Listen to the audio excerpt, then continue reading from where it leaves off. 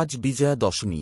একগুচ্ছ কষ্ট নিয়ে আজ মাকে বিদায় জানাবে মহিলারা। তার আগে চলল সিঁদুর খেলা। মহিলারা একে অপরকে সিঁদুর মাখিয়ে মাকে বিদায় জানাবে। আজ মহা দশমী বা বিজয়ার দিনে মায়ের ঘট বা নপত্রিকা নিরঞ্জন করার পালা থাকে এবং এই সময় থেকে সিঁদুর খেলে মহিলারা দেবী দুর্গাকে বিদায় জানায়। সে দৃশ্য দেখা মিলল উত্তর দিনাজপুর জেলার বিভিন্ন পূজা মণ্ডপে। সারা ইসলামপুর মহকুমা জুড়ে চলছে মাকে বিদায়ের পালা। আর এই উপলক্ষে চলছে সিঁদুর খেলা। ইসলামপুর নেতাজি পল্লী ও ব্লক পাড়া, ইসলামপুর দেশবন্ধু পাড়া আদর্শ সংঘের পুজোতে হল সিঁদুর খেলা। ছোট থেকে বড় মহিলারা মাতলেন এই সিঁদুর খেলায়।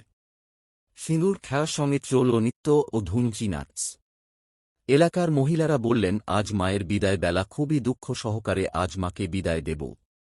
আজ মায়ের বিদায় অনেক কষ্ট পাচ্ছি।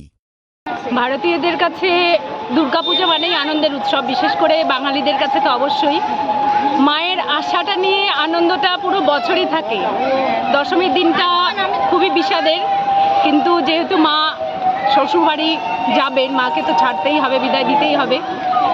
এক বছরের অপেক্ষা আবার থাকবে, আমরা আবার নতুন করে অপেক্ষায় থাকবো এবং মাকে আনন্দের সঙ্গে আমরা বিদায় দিয়ে একটা বছরে আবার আশায় বুক বেঁধে রাখবো।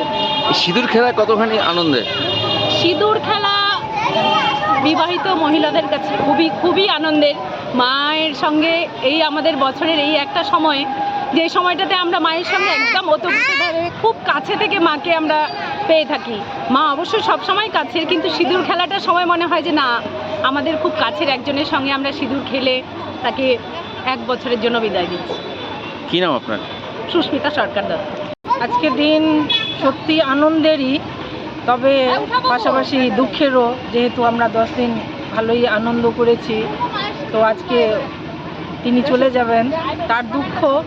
কিন্তু আনন্দের বিষয়টা এটাই যে আমরা এক বছর তার অপেক্ষায় থাকি, উনি আসলে আমরা সবাই মিলে একত্রিত হয়ে আনন্দ করব। আজকে এই সিঁদুর খেলা আমরা প্রত্যেকটা মায়েরা মিলে এই সিঁদুর খেলা করছি, আনন্দটা তার জন্যেই সম্ভব। তিনি সবাইকে ভালো রাখুন। আমরা প্রত্যেক বছর এরকমই যেন প্রত্যেকটা মানুষ আনন্দিত হয়ে তাকে বরণ করতে পারি, তার সঙ্গে আমরা আনন্দ করতে পারি। এই আমার